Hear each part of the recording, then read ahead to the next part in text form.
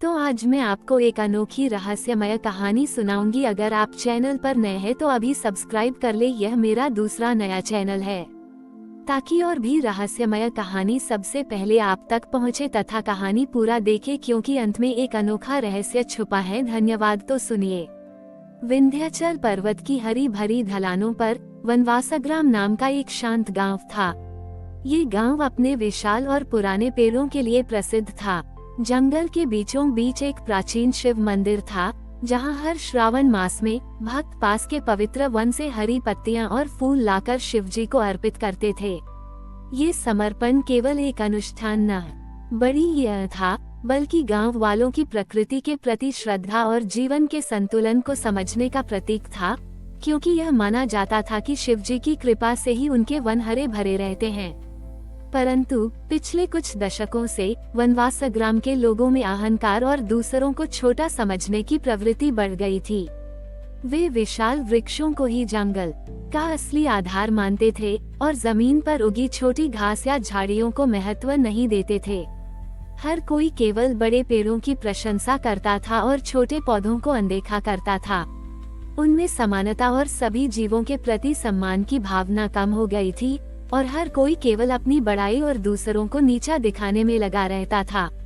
इस बदलती हुई मानसिकता का परिणाम ये हुआ कि जंगल में अदृश्य असंतुलन बढ़ने लगा था। बड़े पेड़ तो थे, पर उनके नीचे की जमीन सूख रही थी, क्योंकि छोटी घास और झाड़ियां जो मिट्टी को बांध कर रखती थी, उन्हें उखाड़ा जा रहा था। जंगल में एक अजीब सी सूखापन और अशांति फैल गई थी। श्रावण मास नजदीक था, पर शिवजी को अर्पित करने लायक वैसी ताजी और जीवंत हरी पत्तियां और फूल नहीं बचे थे। ग्रामीण चिंतित थे, क्योंकि उन्हें पता था कि वन का ये बदलाव उनके अपने भीतर के अहंकार और शिवजी की नाराजगी का संकेत है। गांव में ध्रुव नाम का एक युवक था। वो बहुत शक्तिशाली और लंबा चौड़ा था, मानो स्वयं एक विशाल वृक्ष हो। पर उसके भीतर एक गहरा अभिमान था। वह सोचता था कि केवल बड़े और शक्तिशाली लोग ही महत्वपूर्ण होते हैं और छोटे या कमजोर लोगों की कोई कीमत नहीं होती। वो अक्सर छोटी मोटी मदद करने से भी इनकार कर देता था, क्योंकि उसे लगता था कि यह उसकी शान के खिलाफ है। उसका मन भी शिवजी की भक्ति से ज्यादा अपनी व्यक्तिगत श्रेष्ठता और प्रभुत्व पर केंद्रित था। श्रावण का महीना आया। जंगल में बड़े पेड़ तो खड़े थे, पर उनके नीचे की जमीन बंजर थी। मंदिर में कोई उत्साह नहीं था, क्योंकि शिवजी को चढ़ाने के लिए कोई विशेष वनस्पति नहीं थी। एक शाम मंदिर में बैठे वृद्ध पुजारी ने, जो गांव की बदहाली और जंगल की सूखती जमीन को देख रहे थे, ध्रुव को अपने पास बुलाया। पुजारी ने शांत स्वर में कहा, ध्रुव, ये वन केवल विशाल वृक्षों का समूह नहीं है, ये जीवन का संतुलन है, जहाँ हर छोटा जीव महत्वपूर्ण है। यह इसलिए सूख रहा है क्योंकि हमारे भीतर अहंकार की जड़ बढ़ गई है, जो छोटे जीवों को अनदेखा करती है। शिवजी को केवल बड़ी भेंट नहीं, बल्कि विनम्रता और सब बड़ी ही जीवों के प्रति सम्मान से प्रसन्न किया जाता है। जंगल तभी फिर से हरा भरा होगा जब तुम अपने भीतर ऊंचेपन का घमंड छोड़कर छोटी घास की नम्रता अपनाओगे। पुजारी ने ध्रुव को एक चुनौती दी। इस श्रावण में तुम्हें इस पूरे जंगल को फिर से हरा भरा करना होगा, अकेले ही। तुम्हें इसके लिए केवल बड़े पेड़ों की परवाह नहीं करनी है, बल्कि विशेष रूप से जमीन पर उगी सबसे छोटी और उपेक्षित घास और झाड़ियों को सींचना होगा, मानो वे शिवजी का ही अंश हों। तुम्हें अपने भीतर के अहंकार, भेदभाव और श्रेष्ठता के भावों को मिटाकर निस्वार्थ सेवा का अमृत बनाना होगा। ये तुम्हारा समता तप होगा। याद रखना, जब तक तुम्हारे भीतर का ऊंचे न का भ्रम नहीं हटेगा, जंगल में फिर से जीवन का संतुलन नहीं लौटेगा। ध्रुव ने चुनौती सुनी। उसे यह काम असंभव लगा। वह कैसे अकेला छोटे पौधों की देखभाल कर सकता था, जब उसने जीवन भर केवल अपनी ताकत पर घमंड किया था। पर पुजारी की आंखों में उसे एक अजीब सा विश्वास और गहनता दिखी। उसे अपने भीतर एक प्रेरणा महसूस हुई। उसने सोचा, ठीक है, मैं ये करके देखता हूँ। अगर मैं इस जंगल को बचा पाया, तो शायद मुझे भी कुछ मिलेगा। उसने चुनौती स्वीकार कर ली पर अभी भी उसके मन में संदेह और अपने अहंकार की एक छोटी सी छाया थी। ध्रुव ने चुनौती स्वीकार तो कर ली, पर अभी भी उसके मन में संदेह और अपने अहंकार की एक छोटी सी छाया थी। अगले ही दिन से उसने जंगल में सबसे छोटी और उपेक्षित घास और झाड़ियों को सींचना शुरू कर दिया। यह एक विशाल कार्य था। उसे जमीन पर झुककर काम करना पड़ता था, कांटों से उसके हाथ छिल जाते और जंगली कीड़े उसे परेशान करते। उसे यह बहुत कठिन लगा, उसका शरीर दुखने लगा और अहंकार हर पल उसे त्यागने के लिए उकसाता।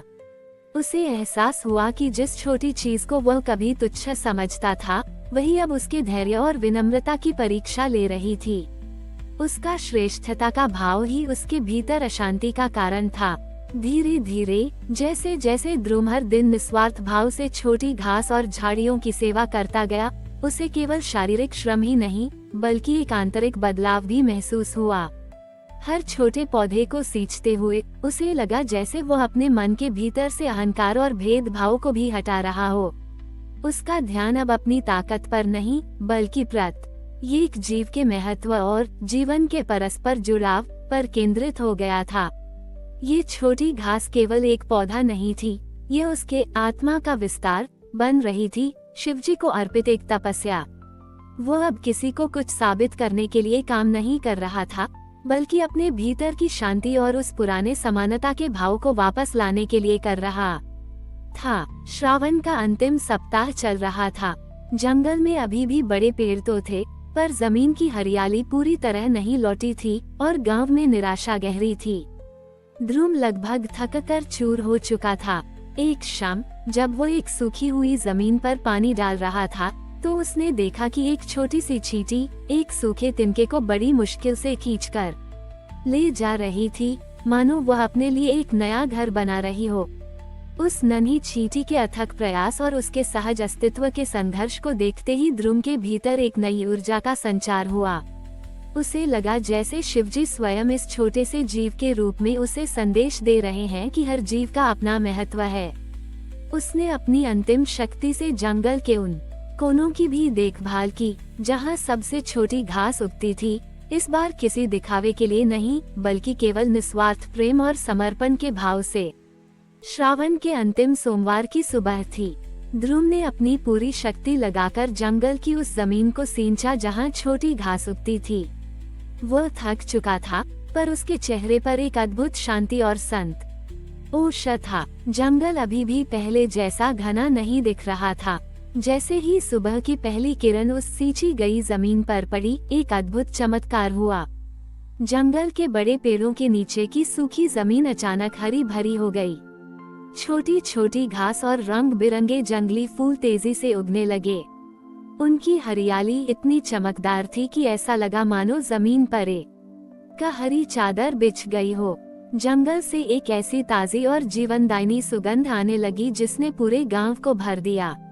हर जगह नए पौधे उगाए और पक्षी फिर से चहचहाने लगे, मानो जंगल शिवजी के आशीर्वाद से फिर से जी उठा हो। गांव वाले जो मंदिर में पूजा के लिए इकट्ठा हो रहे थे, उस अद्भुत दृश्य और जंगल की नई हरियाली से हैरान रह गए। उन्होंने देखा कि ध्रुव ने अकेले ही उस सूखी जमीन को हरा भरा कर दिया था। वे दौड़े दौड़े जंगल के पास आए और अपनी आंखों से उस पर फैली दिव्य हरियाली और खिले हुए फूलों को देखा। उनकी आंखों में आंसू थे, पर इस बार पश्चाताप और कृतज्ञता के आंसू थे। उन्हें अपनी अहंकार और ध्रुव के प्रति अपने उपेक्षा भरे व्यवहार पर बहुत शर्मिंदगी महसूस हुई। उन्हें एहसास हुआ कि शिवजी ने उन्हें केवल हरियाली ही नहीं दी थी, बल्कि निस्वार्थ सेवा, विनम्रता और सभी जीवों के प्रति समानता का महत्व भी सिखाया था। ध्रुव, जो कभी अहंकारी और दूसरों को छोटा समझने वाला था, अब वनवासग्राम के लिए एक प्रेरणा और सच्चा वनपाल बन गया।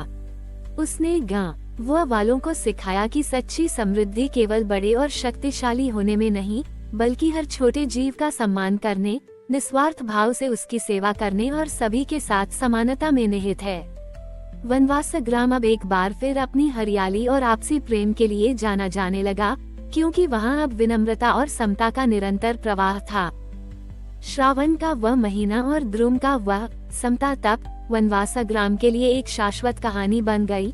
जो ये सिखाती है कि सच्ची दिव्यता तभी प्रकट होती है जब हम अपने अहंकार को त्याग कर विनम्रता से और निस्वार्थ प्रेम से सभी जीवों की सेवा करते हैं, चाहे वे कितने भी छोटे या बड़े क्यों न हो। और यही शिवजी का सच्चा आशीर्वाद है।